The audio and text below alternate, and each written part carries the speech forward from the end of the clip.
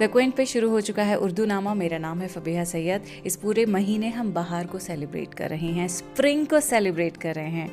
आज जिसकी हम बात करेंगे वो है सबा, नसीम, यानी कि ठंडी हवा।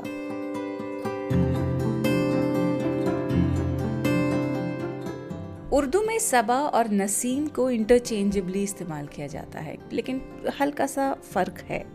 सबा जो है it is typically described as the morning breeze, सुबह जो ठंडी हवा चलती है, दैट सॉफ्ट टेंडर एयर। उस ब्रीज को लिंक किया जाता है मोहब्बत से, उम्मीद से, नई बिगिनिंग से।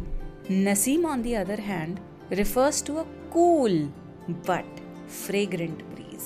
सबा में फ्रेशनेस होती है, नसीम में खुशबू होती है, ऐसा समझ सकते हैं। सबा और नसीम में मेरे ख्याल में, जितना मैंने पढ़ा है, मुझे ऐसा लगता है सेंसरी एक्सपीरियंस का ही फर्क है। तो इस एपिसोड में भी जब मैं नसीम की बात करूंगी तो हो सकता है कहीं ना कहीं से सबा भी आ जाएंगी। इंटरचेंजेबली इस्तेमाल होता है। तो हम हवा की बात कर रहे हैं, ब्रीज की बात करें स्प्रिंग टाइम में, तो सबा की बात करेंगे या नसीम की बात करेंगे, मकसद वही होगा। फैज साहब का ये शेर है कि फिर सबा साया शाखे गुल के तले, फिर सबा साया शाखे गुल के तले, कोई किस्सा सुनाती रही रात भर।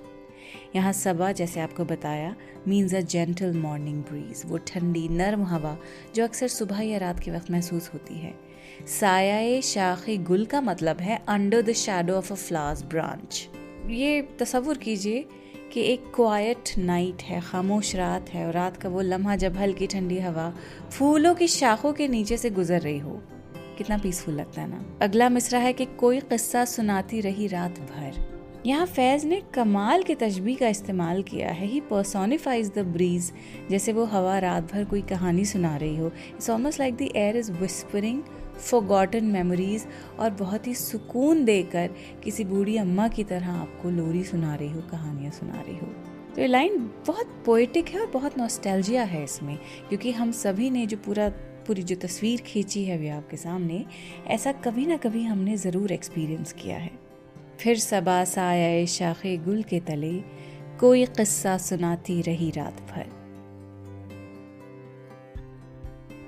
अली सरदार जाफरी का शेर है कि फूल के गिर्द फिरो बाग में मानिंद नसीम, फूल के गिर्द फिरो बाग में मानिंद नसीम, मिसले परवाना किसी शमे तपां तक आओ। फूल के गिर्द फिरो बाग में मानिंद नसीम, मानिंद यानी लाइक।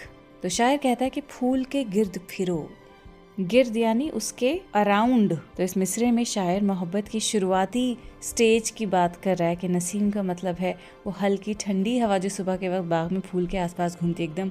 तो शायर कहते हैं कि मोहब्बत की शुरुआत भी कुछ ऐसी ही होती है, नर्म, धीमी, संभली हुई, कोई जल्दबाजी नहीं, कोई बेसब्रापन नहीं। एक्चुअली से बेसब्रापन होता है, लेकिन क्योंकि शुरुआत होती है इसलिए आपको ज्यादा ऐब पता नहीं लगते हैं महबूब के। तो बस आंखों पे पट्टी बनी होती है मोहब्बत की, और आप इर्द गिर्द बिल्कुल भंवरे की तरह मंडराते रहते हैं, नसीम की तरह फूल के गिर्द घूमते रहते हैं। इस स्टेज में सुकून होता है, उम्मीद होती है, ठहराव होता है। फिर अगले शेर में कहते हैं मिसले परवाना किसी शमे तपां तक आओ। यहाँ शायर मोहब्बत के अगले स्टेज की बात करता है, प्रोबेबली लास्ट स्टेज है, जहाँ प्यार सिर्फ नर्म एहसास नहीं रहता बल्कि जुनून का रूप इख्तियार कर लेता है। परवाना यानी पतंगा, जिसका जिक्र जुनूनी प्यार का सिंबल है। परवाना क्या करता है, जलती हुई शमा के आसपास मंडराता रहता है, बेकाबू होकर उसकी लौ में जलने तक चला जाता है। तो ये इश्क का वो मरहला है जहाँ इंसान खुद को पूरी तरह न्यौछावर कर देता है, अपने महबूब के लिए समर्पित कर देता है, चाहे नतीजा कुछ भी हो, उसकी मौत ही क्यों ना हो जाए। मौत मेटाफर है खुद ही को ख़त्म करने का, कि जहाँ आपका सेल्फ ख़त्म हो जाता है और आपको सिर्फ अपना महबूब दिखता है। तो शायर कहता है कि प्यार की शुरुआत, मोहब्बत की जो शुरुआत है वो नसीम की तरह होनी चाहिए, नर्म, ठंडी और ठहराव वाली, मगर जब इश्क गहरा हो जाता है तो परवाने की तरह उस आग में जल जाने का हौसला भी होना चाहिए। सच्चा प्यार वही है जिसमें नरमी भी हो और जुनून भी हो। आगे बढ़ते हैं, इकबाल का शेर आपको सुनाएंगे।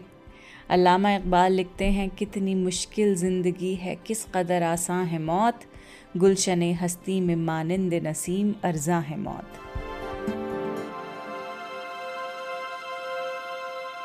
कितनी मुश्किल ज़िंदगी है, किस कदर आसान है मौत। यहाँ इकबाल ज़िंदगी की परेशानियों का जिक्र करें कि ज़िंदगी जो हर कदम पर इम्तिहान लेती है, तकलीफ़ देती है, इंसान को कभी कभी थका कर छोड़ देती है, निढाल कर देती है, तो वो कहते हैं कि ज़िंदगी का सफ़र बड़ा ही मुश्किल है, हलकान कर देने वाला है। जैसे हर दिन एक नया बोझ, आपको एक नया इम्तिहान का सामना करना पड़ता है। लेकिन मौत जो लोगों को डराती है, असल में उसी मुश्किल ज़िंदगी से निकलने का एक सुकून भरा रास्ता है। यहाँ मौत को आसानी का दर्जा देने का मतलब ये नहीं है शायर का, जैसे कि शायर मौत को चाह रहे हों, जैसे कि वो मौत का इंतज़ार कर रहे हों, बल्कि वो ज़िंदगी के साथ जो मेंटल, इमोशनल और फिज़िकल स्ट्रगल्स हैं उनका तसव्वुर आपके सामने पेश कर रहे हैं कि अगर मर गए तो मर गए, ख़त्म सब। जब तक जिंदा हैं तभी तक ये मुश्किलें हैं, इनसे उतना ज़्यादा घबराना नहीं चाहिए। I think that's what he is trying to say कि सुकून तो मर के ही मिलने वाला है, तो जब इवेंचुअली मरना ही है, सुकून के आगोश में जाना ही है, तो जब तक जिंदगी तब तक उसको एंजॉय कर ही लेना, चाहे किसी भी शेप एंड फॉर्म में, किसी भी शक्ल में, किसी भी टेम्परामेंट में आपके सामने आए। कितनी मुश्किल जिंदगी है, किस कदर आसान है मौत, गुलशने हस्ती में मानिंद नसीम अर्जा है मौत। यहाँ गुलशने हस्ती का मतलब है दुनिया का ये बाग, मानिंद नसीम का मतलब वही कि सुबह की ठंडी नर्म हवा के जैसे। तो इकबाल कहते हैं कि मौत भी कुछ ऐसी है जैसे नसीम अपनी नरमी के बावजूद हर फूल हर पत्ते को छू जाती है, वैसे ही मौत भी दुनिया में आम है, जो आएगा वो जाएगा। अंग्रेजी में समझे तो ही portrays, Iqbal portrays life as exhausting and full of struggles, जबकि death is gentle and comforting like a soft morning breeze, ever present yet unnoticed। तो यहाँ मौत से खौफ नहीं खा रहे हैं, बल्कि ही seeing it as a peaceful release from life's hardships।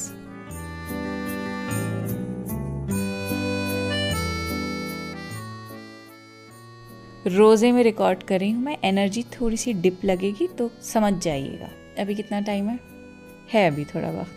Okay, तौबा आगे बढ़ते हैं। कफील आज़ार अमरोहवी की नज़्म आपको हम सुनाएंगे। इसका उन्वान है अकेले कमरे में। अब यहाँ बहार का तसव्वुर महबूब के एग्जिस्टेंस से कर रहा है, महबूब की प्रेजेंस से कर रहा है शायर। लिखते हैं, कशिश नहीं है तुम्हारे बिना बहारों में, ये छत ये चांद सितारे उदास लगते हैं, चमन का रंग नसीम सहर गुलाब के फूल, नहीं हो तुम तो ये सारे उदास लगते हैं। वाह वाह वाह, पूरी नज़्म सुनाऊं आपको? सुनिए। लिखते हैं, अभी से उनके लिए इतने बेकरार ना हो, किया है मुझको बहुत बेकरार छेड़ा है, तुम्हारे शेर सुनाकर तुम्हारे सर की कसम सहेलियों ने मुझे बार बार छेड़ा है।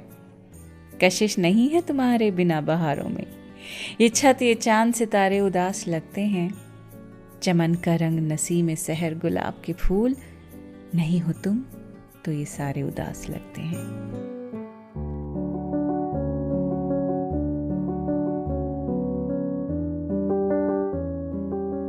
खबर सुनी है कभी जब तुम्हारे आने की, मैं आईने में दुल्हन बन के मुस्कुराई हूँ, गई हूँ दामने दिल को खुशी से भरने, मगर जहां भर के उदासी समेट लाई हूँ। कहीं पे गाए गए हैं जो गीत बाबुल के, तो अजनबी से ख्यालों में खो गई हूँ मैं, तुम्हारी याद के सीने पे बारहा आजार, तसव्वुरात के सर रख के सो गई हूँ मैं। तुम्हें यकीन ना होगा अकेले कमरे में, मैं अपनी जान से प्यारे खुतूत पढ़ती हूँ, तमाम रात तुम्हें याद करती रहती हूँ, तमाम रात तुम्हारे खुतूत पढ़ती हूँ। तुम आ भी जाओ कि गुजरे हुए दिनों की तरह, सुलग न जाएं कहीं हसरतों की तस्वीरें, उदास पा के ना छेड़े सहेलियां मुझको, बदल भी दो मेरी तन्हाइयों की तकदीरें।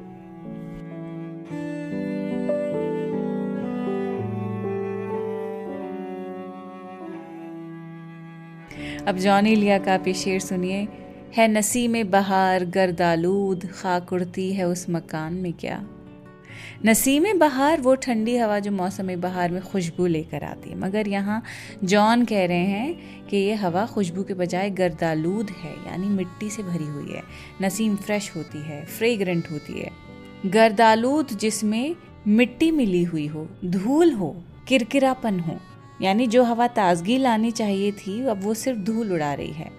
नसीम बहार गर्दालूद, खाक उड़ती है उस मकान में क्या। खाक उड़ती है उस मकान में क्या, यहाँ मकान सिर्फ एक घर नहीं बल्कि एक ऐसी जगह का तस्वुर है जो कभी मोहब्बत, खुशी या ज़िंदगी से भरा हुआ था।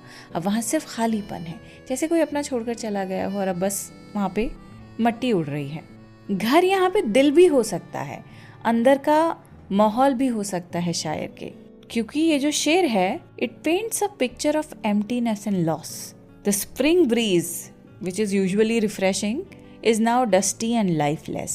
तो जो घर है जिसकी बात कर रहे हैं, used to be once full of warmth and love, now feels abandoned, filled only with silence and drifting dust। धूल, गर्दालूद। मैं आपको जॉन की पूरी गजल ही सुनाना चाहती हूँ। लिखते हैं, उम्र गुजरेगी इम्तिहान में क्या, दाग ही देंगे मुझको दान में क्या।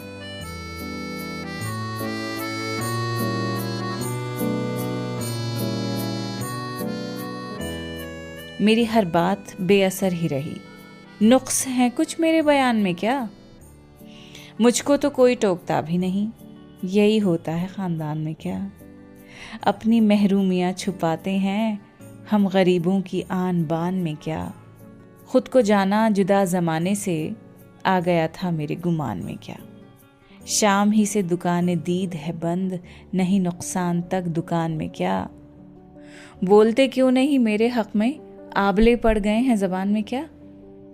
खामोशी कह रही है कान में क्या, आ रहा है मेरे गुमान में क्या। दिल की आते हैं जिसको ध्यान बहुत, खुद भी आता है अपने ध्यान में क्या। कितनी सही बात है कि दिल की ही बात हम सोचते रहते हैं, हमारे दिल में क्या चल रहा है, हमें उससे मोहब्बत है, हमें उसकी याद आ रही है, हमें वो अच्छा लगता है। अरे भाई, खुद भी आता है अपने ध्यान में क्या। अपने बारे में भी कभी इतनी मोहब्बत से सोचते हैं कभी? यार प्यार मोहब्बत ठीक है, लेकिन उतनी मोहब्बत का 1% भी अगर खुद के लिए हम लगा दें तो ज़िंदगी हमारी कितनी अच्छी हो जाएगी। हमको तो पता ही नहीं सेल्फ लव क्या होता है, थियरी मालूम है, अमल कुछ नहीं करना आता है। अपने आप को भी कह रही हूँ, आपको ही नहीं कह रही हूँ सिर्फ। अच्छा भी गज़ल है बची हुई, सुनिए पूरी। आगे लिखते हैं, वो मिले तो ये पूछना है मुझे, अब भी हूँ मैं तेरे अमान में क्या। यूं जो तकता है आसमान को तू, कोई रहता है आसमान में क्या। है नसीम बहार गर्दालूद, खाक उड़ती है उस मकान में क्या। ये मुझे चैन क्यों नहीं पड़ता, एक ही शख्स था जहान में क्या।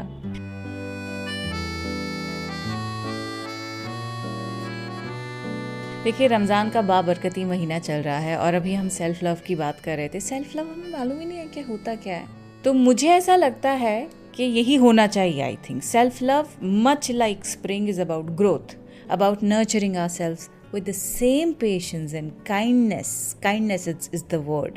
और ये understanding कि हर पेड़, हर पौधा, हर फूल, it doesn't bloom at the same time. सबके अलग अलग वक्त मुकर्रर हैं. Our journeys of healing, acceptance, self-discovery, they also unfold at their own pace. तो comparison तो मत ही करिए किसी के साथ भी. We should learn something from blooming flowers. That we should not rush, not compare, and just allow ourselves to bloom in our own time. Let's embrace self-love with warmth, with gentleness, and with this belief, this unwavering belief that growth is always possible.